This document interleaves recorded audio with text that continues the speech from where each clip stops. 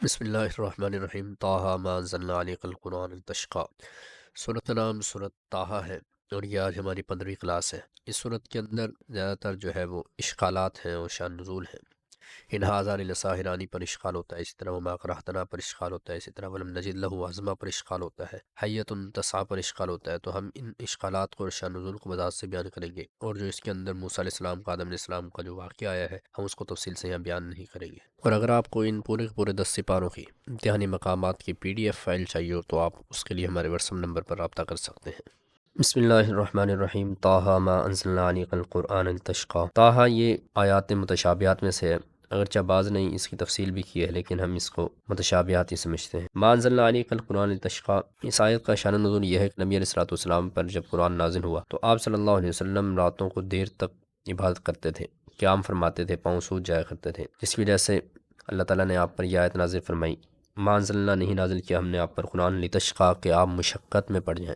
یہاں شقاوت سے مراد شقاوت بدنی ہے، اخروی نہیں ہے، بلکہ اس کا معنی یہاں تھکاوٹ والا ہے۔ الرحمن علی العرش استویٰ، یہ آیت بھی متشابہات میں سے ہے، عرش پر مستوی ہے، کس طرح ہے ہم نہیں جانتے۔ اسی طرح آگے فرمایا وما بینہما وما تحت الثریٰ، اور جو کچھ ان کے درمیان ہے اور جو تحت الثریٰ ہے۔ تحت الثریٰ، ثریٰ کہتے ہیں نمناک مٹی کو، مٹی کی جو تہ ہے، زمین کی جو تہ ہے اس کو زمین کو کہتے ہیں۔ اس کے نیچے کیا ہے وہ بھی اللہ ہی جانتے ہیں، اس کی کیفیت کو ہم نہیں جانتے۔ فإنہ یعلم السر وأخفیٰ، بس بے شک کہ وہ جانتا ہے پوشیدہ بات کو بھی اور مخفی بات کو بھی۔ یہاں دو لفظ ہیں، سر اور اخفا، دونوں کا معنی پوشیدہ ہے لیکن دونوں کے اندر یہاں فرق ہے۔ پہلا فرق یہ ہے کہ سر اس بات کو کہتے ہیں جو آدمی چپکے سے دوسرے سے کہہ دیتا ہے، وہ سر ہوتا ہے، راز ہوتا ہے، اور اخفا اسے کہتے ہیں جو آدمی اپنے دل میں ہی رکھتا ہے، ایسا راز جو کسی دوسرے کو بھی نہ بتایا ہو۔ نمبر 2 پر یہ کہ سر اسے کہتے ہیں جو آدمی اپنے دل میں چھپا لیتا ہے، اپنے دل میں رکھتا ہے، اور اخفا اسے کہتے ہیں جو آدمی کے ابھی دل میں پیدا بھی نہیں ہوئی بلکہ بعد میں پیدا ہوگی، جس کو اللہ جانتا ہے، اس کو اخفا کہتے ہیں۔ یعنی اللہ اس وقت جو اس کے دل میں بات پوشیدہ ہے، راز ہے، اس کو بھی جانتا ہے، اور جو آئندہ پیدا ہوگا اللہ اس کو بھی جانتا ہے۔ نمبر 3 میں کہتے ہیں سر اس کام کو کہتے ہیں، اس فعل کو جس کو آدمی لوگوں سے چھپاتا ہے، اور اخفا اس کو کہتے ہیں جو آدمی کے دل میں وساوس پیدا ہوتے ہیں۔ یعنی اخفا کا تعلق وساوس سے ہے اور سر کا تعلق افعال اور اعمال سے ہے۔ فقال لأہلہم قصوا، بس کہا اپنے اہل کے لیے یہاں ٹھہرو۔ یہاں امر کا صیغہ آیا ہے اور یہ صیغہ جو ہے وہ جمع مذکر کا آیا ہے، جبکہ آپ کے ساتھ آپ کی اہلیہ تھی۔ تو اس کی 2 وجہ ہیں، ایک تو یہ کہ باقی جو بچے تھے ان کو خطاب کر کے ان کو جو ہے اس پر غلبہ دے کر جمع کا خطاب کیا، یا اس وجہ سے جمع خطاب کیا عظمت کی وجہ سے، اپنی اہلیہ کی طرف عظمت کی وجہ سے، شرف کی وجہ سے جمع کا صیغہ لایا گیا۔ آگے فرمایا انی آنست نارا، بے شک کہ میں محسوس کرتا ہوں آگ کو۔ یہ آگ تھی یا نور تھا، اس میں دونوں قول ہیں۔ اکثر کا قول اور ابن عباس رضی اللہ عنہ کا قول یہ ہے کہ واقعی میں اللہ کا نور تھا جو آگ محسوس ہو رہی تھی، اور بعض مفسرین کہتے ہیں کہ یہ واقعی آگ تھی، اور یہ آگ وہ ہے جو اللہ اور بندے کے درمیان حجاب ہوتی ہے، دیدار الہی کے درمیان۔ اگر یہ آگ ہٹا لی جائے تو آدمی اس کی تاب نہیں لا سکتا، اللہ کے دیدار کی تاب نہیں لا سکتا، یہ وہ آگ۔ فخلعنا علیک، اتار دیجئے اپنے جوتوں کو۔ جوتوں کو کیوں اتارا؟ تو ایک قول یہ ہے کہ وہ مردہ گدھے کی کھال کے تھے اس لیے انہیں اتارنے کا حکم دیا، یا کہتے ہیں ایسے چمڑے کی تھی جس کو دباغت نہیں دی گئی تھی، لیکن بہتر راجے اور زیادہ بہتر یہی ہے کہ یہ مقام جو تھا وہ برکت والا تھا، اس لیے اللہ تعالیٰ نے فرمایا کہ موسیٰ علیہ السلام کے قدم مبارک بلا واسطہ اس زمین کے ساتھ مس ہو جائے، اس لیے فرمایا کہ جوتے اتار دیے جائیں۔ ان الساعۃ آتیۃ اکاد اخفیہا، بے شک قیامت آنے والی ہے، قریب تھا کہ میں اس کو مخفی رکھ لیتا۔ یہاں اکاد اخفیہا کے 2 معنی ہیں۔ ایک معنی یہ ہے کہ قریب تھا کہ میں اس کو مخفی رکھتا، یعنی یہ بھی نہ بتاتا کہ قیامت آئے گی، یہ میں نے بندوں پر احسان کیا، انہوں نے بتا دیا کہ قیامت آئے گی، حساب و کتاب ہوگا، اگر میں چاہتا تو میں یہ بھی نہ بتاتا۔ دوسرا معنی کہتے ہیں اقادو یہاں زائد ہے، اس وقت معنی بنے گا کہ قیامت آنے والی ہے، میں اسے مخفی رکھوں گا، یعنی میں کسی کو نہیں بتاؤں گا کہ قیامت کب آئے گی، کس وقت آئے گی، اور قیامت کا علم اللہ ہی کو ہے۔ فلا یصدنک عنہا من لا یؤمن بہا، بس ہرگز نہ روک دے آپ کو اس سے وہ شخص جو ایمان نہیں لاتا، واتبع ہوا، اور اتباع کی اس نے خواہشات کی، فتردہ، بس آپ بھی ہلاک ہو جائیں۔ اتوقع علیہا واحش بہا علی غنمی، اتوقع علیہا میں ٹیک لگاتا ہوں اس پر، واحش بہا علی غنمی، اور پتے جھاڑتا ہوں اس کے ذریعے سے اپنی بکریوں کے لیے، بکریوں پر، ولی فیہا معارب اخری، اور میرے لیے اس میں معارب و ضرورتیں ہیں، اخری اور بھی بہت ساری، اس کے ذریعے سے میں کبھی سامان ہوتا ہے کھانے کا تو وہ اس لکڑی پر لاد کر اپنے کندھے پر رکھ لیتا ہوں، کبھی اس سے سہارا لے لیتا ہوں، کبھی اس کے نوک پر نیزہ بنا ہوا ہے اس کے ذریعے سے اور کام لے لیتا ہوں۔ فَإِذَا هِيَ حَيَّةٌ تَسْعَىٰ، بس وہ سانپ تھا، تسعیٰ دوڑ رہا تھا۔ یہاں پر لفظ آیا حیہ، اور دوسری جگہ لفظ آیا ثعبان مبین۔ اور تیسری جگہ لفظ ہے جان. جان کہتے ہیں چھوٹے سانپ کو، چھوٹا سانپ ہوتا ہے، اور ثعبان کہتے ہیں اژدہا کو، اور حیہ جو ہے وہ مطلق ہوتا ہے. تو ایک جگہ ہے بڑا اژدہا تھا، دوسری جگہ ہے جان چھوٹا تھا. تو تینوں کے اندر تعارض ہو گیا، دو کے اندر تعارض ہو گیا. اس تعارض کا جواب یہ ہے کہ یہ کوئی تعارض نہیں ہے، بلکہ وہ جان چھوٹا تھا. جو چھوٹا سانپ ہوتا ہے وہ تیز دوڑتا ہے، وہ اس رفتار کے اندر چھوٹے کی طرح تیز تھا، اور جسامت کے اندر ثعبان اژدہا کی طرح بڑا تھا. تو لہٰذا آیت کے اندر تعارض نہیں ہے، بلکہ تینوں اپنی جگہ درست ہیں. جان سے متعلق رفتار کا بیان ہے، اور ثعبان سے متعلق اس کی جسامت کا بیان ہے. یا دوسرے طریقے سے تطبیق یہ اس طرح دی گئی ہے کہ شروع میں وہ جان تھا، چھوٹا تھا، پھر آہستہ آہستہ وہ بڑھتا چلا جاتا تھا اور اژدہا کی طرح بن جاتا تھا. تو جان کے اندر ابتدائی اس کی حالت کو بیان کیا گیا، اور ثعبان میں اس کی آخری حالت کو بیان کیا گیا. واحلل عقدۃ من لسانی، اور کھول دیجئے گراہ میری زبان کی، یفقہوا قولی، وہ سمجھ لیں میری بات کو. یہاں سوال یہ ہے کہ کیا حضرت موسیٰ علیہ السلام کی یہ لقنت بالکل ختم ہو گئی تھی یا کچھ باقی تھی؟ اس میں دونوں قول ہیں. بعض رات کہتے ہیں کہ مکمل ختم ہو گئی تھی، بالکل صحیح طرح سے بات کرتے تھے. انہوں نے کہا کہ اللہ تعالیٰ نے آگے یہ جب دعا کی موسیٰ علیہ السلام نے، تو اللہ نے فرمایا کہ ہم نے آپ کی بات کو قبول کر لیا. لقد اوتیت سؤلک یا موسیٰ، دے دیا گیا آپ کو جو آپ کا سوال کیا گیا. جب موسیٰ علیہ السلام نے مانگا ہے تو پھر ظاہر سی بات اللہ نے دے دیا ہوگا. لیکن دوسرے والے کہتے ہیں کہ یہ لقنت پوری طرح ختم نہیں ہوئی تھی، کچھ نہ کچھ باقی. اس لیے جو ہے موسیٰ علیہ السلام نے کہا تھا ہوا افصح منی لسانا، ہارون علیہ السلام کے بارے میں، مجھ سے زیادہ فصیح اللسان. اسی طرح جو ہے فرعون نے بھی حضرت موسیٰ علیہ السلام پر، ان کے ذات پر اعتراض کرتے ہوئے کہا تھا انا خیر من ھذا الذی ھوا مہین ولا یکاد یبین، اپنی بات بھی واضح نہیں کر سکتا. تو اسی وقت ہو سکتا ہے جب اس میں ان میں لقنت کچھ نہ کچھ باقی ہوں. باقی رہی آپ کی یہ بات کہ اللہ تعالیٰ نے فرمایا کہ قد اوتیت سؤلک یا موسیٰ، تو موسیٰ علیہ السلام نے سوال بھی اتنا ہی کیا تھا جتنا کہ کچھ نہ کچھ لقنت ختم ہو جائے، جو زیادہ تھی وہ ختم ہو جائے، کچھ نہ کچھ بے شک باقی رہے. تو انہوں نے مکمل ختم مانگا ہی نہیں تھا. جب مانگا ہی نہیں تھا تو اللہ تعالیٰ نے انہیں دیا بھی نہیں، اس وجہ سے. واللہ عالم بالصواب. اذ اوحینا الی امک ما یوحی، جب وحی کی ہم نے آپ کی والدہ کی طرف جو وحی کی. یہاں وحی سے کیا مراد ہے؟ وحی ایک ہوتی ہے تشریح اور ایک ہوتی ہے غیر تشریح. وحی ہے تشریح تو صرف مردوں کے ساتھ خاص ہے، اور وہ انہی پر ہوتی ہے جو نبوت اور رسالت کے حامل ہوتے. باقی جو وحی غیر تشریح ہوتی ہے وہ نہ صرف مردوں پر بلکہ عورتوں پر بھی، یہاں تک کہ جانوروں پر بھی ہو جاتی ہے. اور وحی غیر تشریح الہام کے ذریعے بھی ہوتی ہے، یعنی اللہ پاک دل میں بات دے دیتے ہیں، اور کبھی وہ فرشتے کے ذریعے بھی ہوتی ہے، فرشتہ آ کر کلام کرتا ہے. تو وحی غیر تشریح جو ہوتی ہے اس کا تعلق نبوت اور رسالت سے نہیں ہوتا، اور نہ ہی وہ کسی پیغمبر یا رسول کے ساتھ خاص ہوتی ہے. وہ مرد کے ساتھ بھی ہو سکتی ہے، عورت کے ساتھ بھی، جیسے کہ مریم علیہ السلام کے ساتھ ہوئی. اسی طرح حضرت موسیٰ علیہ السلام کی جو والدہ تھی ان پر بھی ہوئی. اسی طرح شہد کی مکھی کے لیے بھی کہ اللہ نے فرمایا وَأَوْحَىٰ رَبُّكَ إِلَى النَّحْلِ. تو یہ یہاں وحی سے مراد جو ہے وہ غیر تشریعی ہے، جسے الہام کہتے ہیں یا دل میں بات کا ڈال دینا کہتے ہیں. یہاں پر اسے لغوی اعتبار سے وحی کا یہاں لفظ استعمال کیا گیا ہے. پھر موسیٰ علیہ السلام کی والدہ کے نام کے بارے میں کہتے ہیں، ایک نام آیا یوحانز، لاحیانہ، اور اس طرح بارخہ. وَفَتَنَّاكَ فُتُونًا، اور ہم نے آپ کو خوب آزمائش میں ڈالا، خوب طرح آپ کو آزمایا. یہ موسیٰ علیہ السلام کی آزمائش کئی طرح سے ہوئی. پیدائش اس سال ہوئی جس سال جو ہے فرعون نے قتل کے آرڈر جاری کیے ہوئے. اسی طرح پھر جو ہے دوسرا اس وقت آیا جب آپ کو صندوق کے اندر رکھا گیا. تیسرا اس وقت امتحان ہوا جب فرعون نے اٹھایا آپ کو. اسی طرح ایک امتحان اس وقت آیا جب آپ فرعون کی آپ نے داڑھی پکڑ لی. اسی طرح پھر آپ نے قتل کر دیا. اور یہ سارے امتحانات پھر آگے سارے آگے. ولا تانیہ فی ذکری، نہ سستی کرنا تم میرے ذکر میں. آگے فرمایا منہا خلقناکم وفیہا نعیدکم، اسی سے ہم نے پیدا کیا تم کو، اسی میں تمہیں لوٹائیں گے. اب یہاں پر ضمیر کا مرجع جو ہے، منہا کی ضمیر کا مرجع زمین ہے، یعنی ہم نے تمہیں زمین اور مٹی سے پیدا کیا.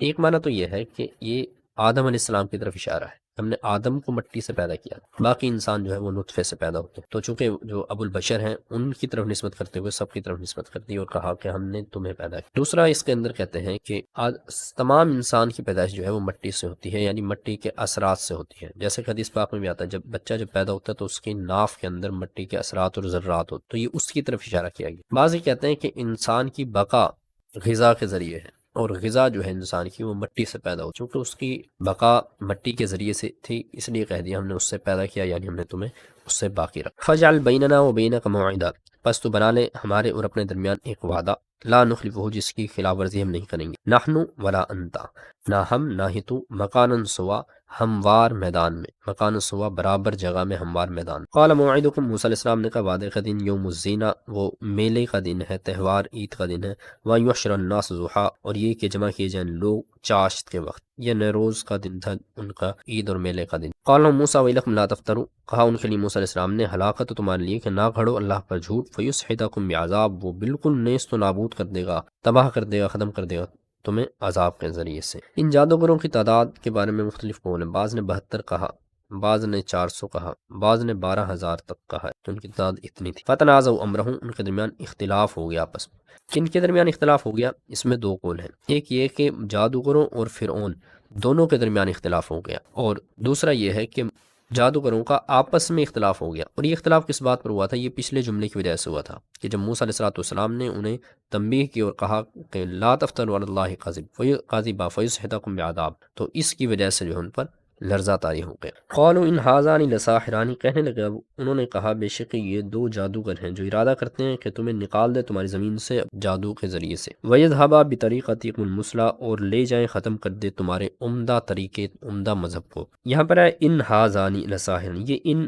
جو ہے اس کے بارے میں ایک یہ ہے کہ یہ ان مخففہ اصل میں تھا انّا، اور لام جو ہے وہ فارقہ کے لیے آیا ہے لساحرانی، یعنی کہ بے شک کہ یہ دو جادوگر ہیں۔ اور دوسرا جو ہے یہ قول ہے اس کے اندر ان نافیہ ہے، اور لام جو آیا لساحرانی پر یہ اللہ کے معنی میں ہے، اس وقت معنی ہوگا نہیں ہے یہ دو جادوگر، دو لوگ مگر جادوگر، یعنی کہ اس وقت استثناء کی صورت اور حصر کی صورت بن جائے گی۔ اب یہاں پر جب انا آیا تو انا کی وجہ سے آگے ہازانی کو منصوب ہونا چاہیے، ہازینی ہونا چاہیے تھا۔ ایک قرات بالکل ایسے ہی، اب ابو عمرو کی قرات ایسے ہی، انا ہازین، لیکن کہتے ہیں یہاں پر یہ جو انا کا اسم منصوب نہیں ہے، یہاں پر اس وجہ سے نہیں ہے کہ ایک تو جواب اس کا یہ ہے کہ انا کے آگے ایک ضمیر ہے وہ محذوف ہے، وہ اس کا اسم تھی، لہذا ہازانی اس کی خبر ہی ہے۔ دوسرا بعض کہتے ہیں کہ یہ کچھ قبیلے ہیں خصم، کنانہ وغیرہ، ان کی قرات اور ان کی لغت کے اعتبار سے اسی طرح سے آتا تھا، وہ ہازانی ہی استعمال کرتے تھے انا کے بعد بھی، لہذا انہی کی قرات کے موافق یہاں پر اس طرح سے آیا ہے۔ دوسرا بطریقۃ المثلیٰ، اس سے کیا مراد ہے؟ مثلیٰ جو ہے اسم تفصیل ہے مؤنث کا،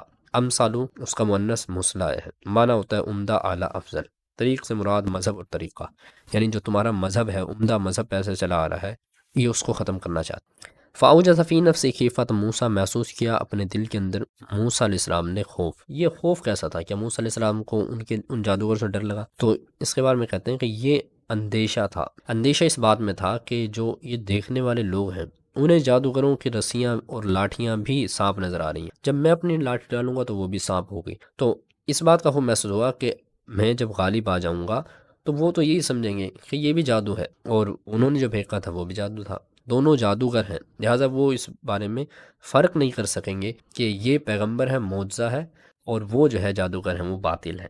اس لیے اللہ تعالیٰ نے آگے فرمایا قُلْنَا لَا تَخَفْ إِنَّكَ أَنْتَ الْأَعْلَىٰ، ہم جو ہے اسباب ایسے پیدا کر دیں گے، تدبیر ایسی کریں گے کہ لوگ سمجھ جائیں گے۔ آگے فرمایا اِنَّا آمَنَّا بِرَبِّنَا لِيَغْفِرَ لَنَا، بے شک کہ ہم ایمان لائے اپنے رب پر تاکہ بخش دے ہمارے لیے ہماری خطاؤں کو، اور وہ جس پر تو نے ہمیں مجبور کیا جادو سے۔ یہاں پر سوال یہ ہوتا ہے کہ انہوں نے کہا وما اکرہتنا، کہ جادو پر تو نے ہمیں مجبور کیا، حالانکہ وہ تو اپنی مرضی سے آئے تھے اور انعام کی خاطر آئے، تو انہوں نے کیسے مجبور کیا؟ فرعون نے انہیں کیسے مجبور کیا؟ اس کا جواب یہ دیتے ہیں کہ جب موسیٰ علیہ السلام نے پیچھے انہیں تنبیہ کی تھی تو وہ آپس میں کشمکش کا شکار ہو گئے تھے، تو اس وقت جو ہے فرعون نے انہیں مجبور کیا، یا بعض کہتے ہیں کہ فرعون جو ہے جادو سیکھنے پر مجبور کرتا تھا، زبردستی جادو سکھایا کرتا تھا لوگوں کو۔ تیسرا یہ کہ جب جادوگر آئے تھے تو انہوں نے کہا تھا فرعون سے کہ ہمیں موسیٰ علیہ السلام کو دکھاؤ، موسیٰ علیہ السلام سوئے ہوئے تھے، فرعون نے جب انہیں دکھایا تو موسیٰ علیہ السلام کی لاٹھی جو ہے وہ کھڑی ہوئی ان کا پہرا دے رہی تھی۔ یہ دیکھ کر جادوگروں نے کہا کہ یہ تو جادو نہیں ہو سکتا، کوئی اور چیز ہے، حقیقت ہے یہ، اور دین ہے یہ۔ اس کے بعد جو ہے وہ کشمکش کا شکار ہو گئے تھے، لیکن فرعون نے انہیں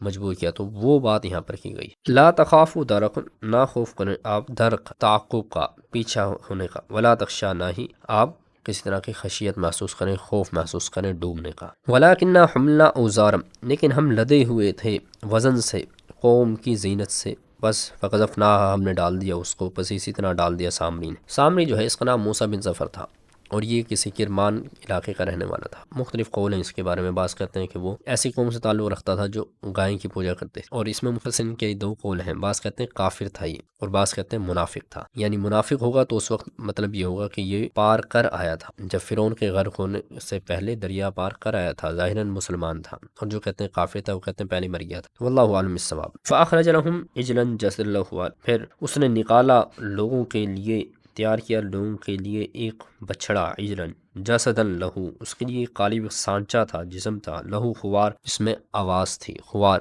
بیل کی آواز کو کہتے ہیں، بے معنی آواز۔ قال یا ہارون ما منعک، کہا موسیٰ علیہ السلام نے، ہارون کس چیز نے روکا تجھے، کس چیز نے روکا مانے ہوئی، جب تو نے دیکھا ان کو گمراہ ہو گئے، اللہ تتبعانی کہ تو میری اتباع کرتا۔ یہاں اللہ تتبعانی دو معنی ہیں، جمہور کے نزدیک یہاں لام جو ہے وہ زائدہ ہے، اللہ تتبعانی یعنی ان تتبعانی، معنی اس وقت یہ بنے گا کہ ہارون تجھے کس بات نے روک دیا جب تو نے گمراہ ہوتے دیکھا کہ میری پیروی کرتا، لام زائدہ ہے، کس چیز میں پیروی کرتا؟ ایک معنی تو یہ ہے کہ میرے پاس آ جاتا کوہ طور پر، یا ان کے ساتھ جہاد کرتا تلوار کے ذریعے سے، اور بعض راہ کہتے ہیں یہاں پر لام زائدہ نہیں ہے بلکہ اللہ تتبعانی اپنی حقیقت پر ہے۔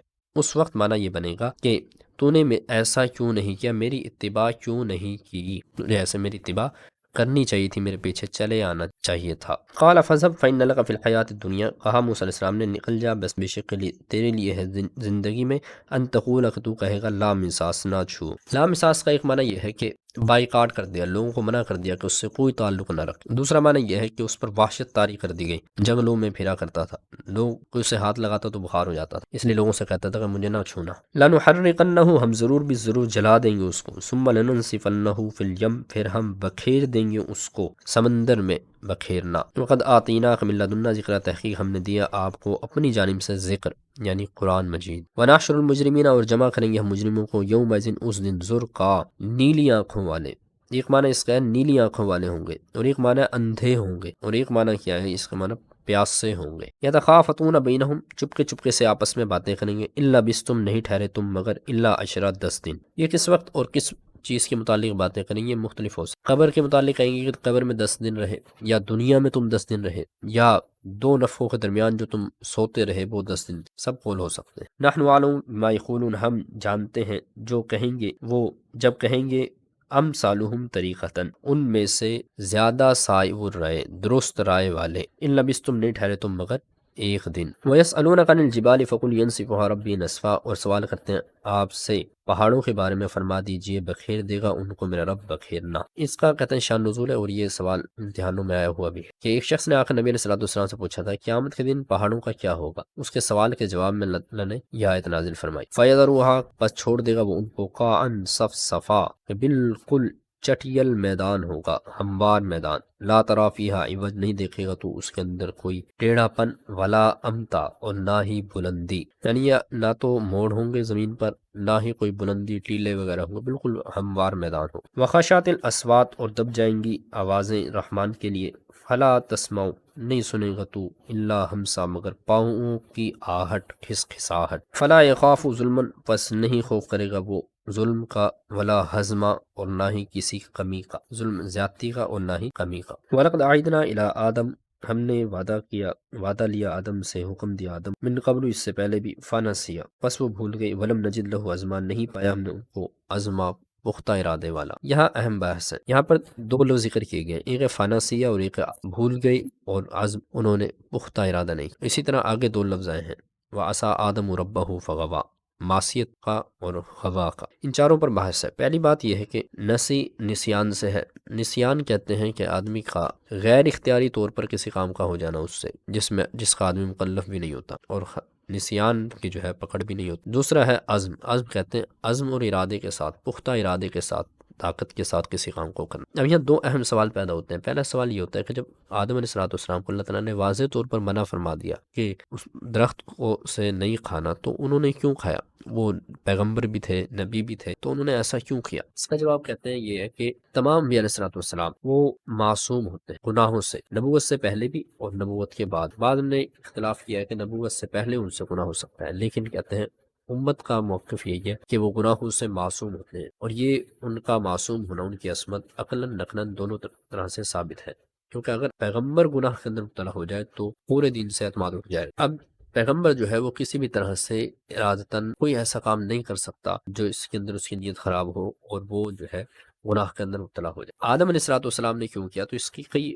احتمالات۔ بعض نے یہ کہا کہ حضرت آدم علیہ السلام کو جب شیطان نے وسوسہ ڈالا تو وسوسے کے اندر یہ بات ڈالی کہ جیسے پیدائش ہوئی تھی اس وقت منع کیا گیا، اب منع نہیں ہے، اس لیے انہوں نے کھا لی۔ بعض کہتے ہیں کہ انہوں نے کہا کہ یہ وسوسہ ڈالا کہ جس کی طرف اشارہ کیا گیا تھا بس وہی درخت ممنوع تھا، اس کی نو کے اور دوسرے درخت جو ہیں وہ منع نہیں تھے، یا حضرت آدم علیہ السلام جس وقت اس میں مبتلا ہوئے بالکل ذہن سے ہی نکل گیا۔ تو بہت سارے احتمالات، لہٰذا ان احتمالات کی وجہ سے ہم جو ہے وہ یہ نہیں کہہ سکتے کہ پیغمبر جو ہے وہ معصوم نہیں ہوتا۔ دوسرا سوال یہ پیدا ہوتا ہے کہ اللہ تعالیٰ نے خود یہاں فرمایا کہ فنسیا، آدم بھول گئے، اور ہم جانتے ہیں کہ بھولنا جو ہے غیر اختیاری ہوتا ہے اور آدمی مکلف نہیں ہوتا۔ تو جب آدم علیہ السلام بھول کے غیر اختیاری طور پر ہوا، ان کی طاقت بھی نہیں تھی اور اللہ تعالیٰ مکلف نہیں بناتا آدمی کو مگر اسی کی طاقت کے بقدر، تو پھر اللہ تعالیٰ نے آگے عصیان کا لفظ ان کے لیے کیوں بیان کیا؟ وَعَصَىٰ آدَمُ رَبَّهُ فغوا، عصیان کا لفظ استعمال کیوں کیا اور غوا کا لفظ کیوں استعمال کیا؟ تو اس کا جواب یہ دیتے ہیں کہ یہ ٹھیک ہے کہ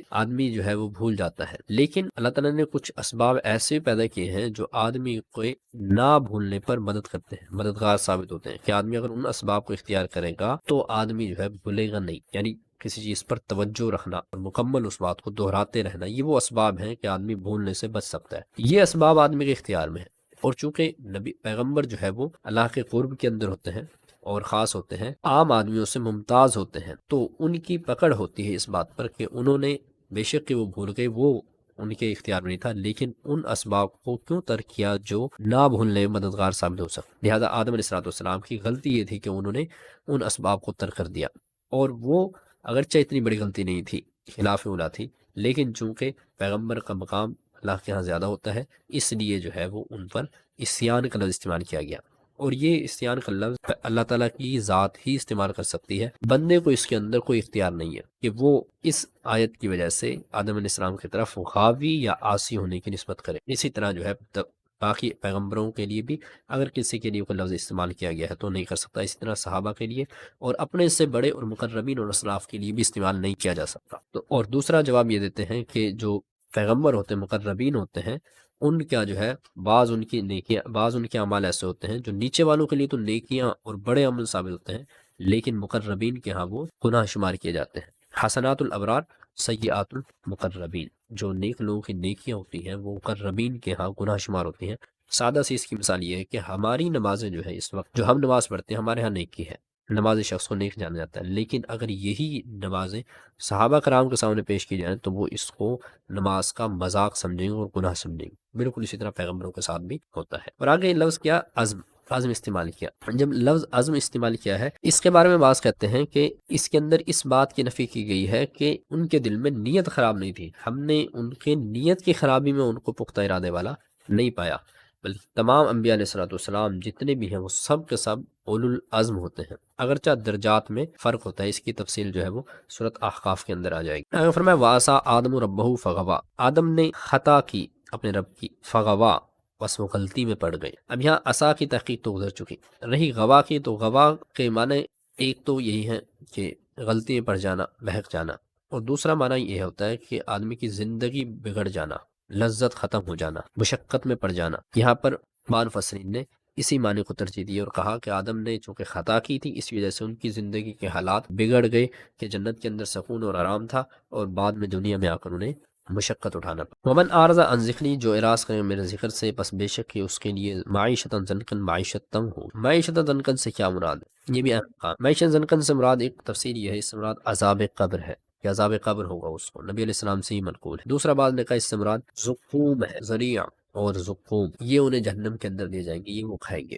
بعد نے کہا اس سے مراد یہ ہے کہ کنایت ختم کر دی جائے، کنایت ختم کر دی جائے گی، حلال رزق ختم کر دیا جائے گا کہ آدمی پہ کتنا بھی ہوگا وہ کنایت نہیں کر سکے گا، کفایت نہیں کرے گا اس کا رزق، اس کو حلال اس کو نہیں پچے گا۔ اس پر ایک شبہ بھی ہو سکتا ہے، وہ یہ کہ ہم دیکھتے ہیں کہ دنیا میں کافروں کو بہت سارا ملتا ہے، ان کے پاس فراوانی ہے اور مسلمانوں پر تنگی ہے، تو اللہ تعالیٰ فرمایا جو اعراض کرے گا ہم اس کی معیشت تنگ کر دیں گے۔ تو اس کا جواب وہ یہ کہ اس کا تعلق عذاب قبر یا آخرت سے ہے، دنیا سے نہیں ہے۔ اور اگر دنیا سے بھی ہو تو معنی اس کا یہاں پر مال کی فراوانی نہیں، بلکہ یہاں سے مراد قناعت کا ختم ہو جانا ہے، حلال رزق کا ختم ہو جانا ہے۔ مال زیادہ ہے لیکن قناعت نہیں ہے، اس پر یہ شبہ دور ہو جاتا۔ ولولا کلمۃ سبقت من رب، اگر نہ ہوتا کلمہ سبقت کر چکا تیرے رب کی طرف سے لکان نظامن تو لازم ہو جاتا، یعنی عذاب لازم ہو جاتا، واجن مسمہ اور مقررہ مدت، اگر کلمہ سبقت نہ کر چکا ہوتا اور مقررہ مدت اللہ نے لوح محفوظ میں نہ لکھی ہوتی تو عذاب ان پر آ جاتا۔ کلمہ سبقت سے کیا مراد ہے یہ پہلے بھی گزر چکا ہے، یعنی نبی علیہ الصلوۃ والسلام کے لیے،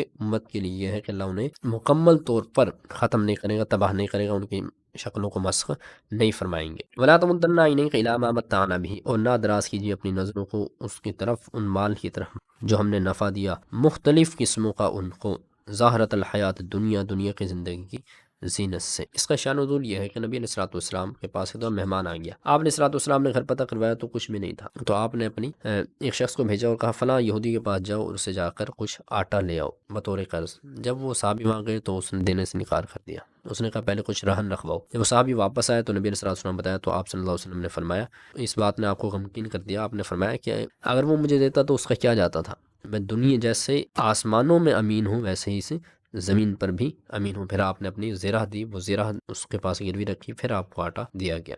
اس پر جو ہے اللہ تعالیٰ نے یہ آیت نازل فرمائی اور تسلی دی کہ آپ ان کی طرف، ان کے مال و متاع کی ذاتی کی طرف نظر کو نہ دوڑائیں۔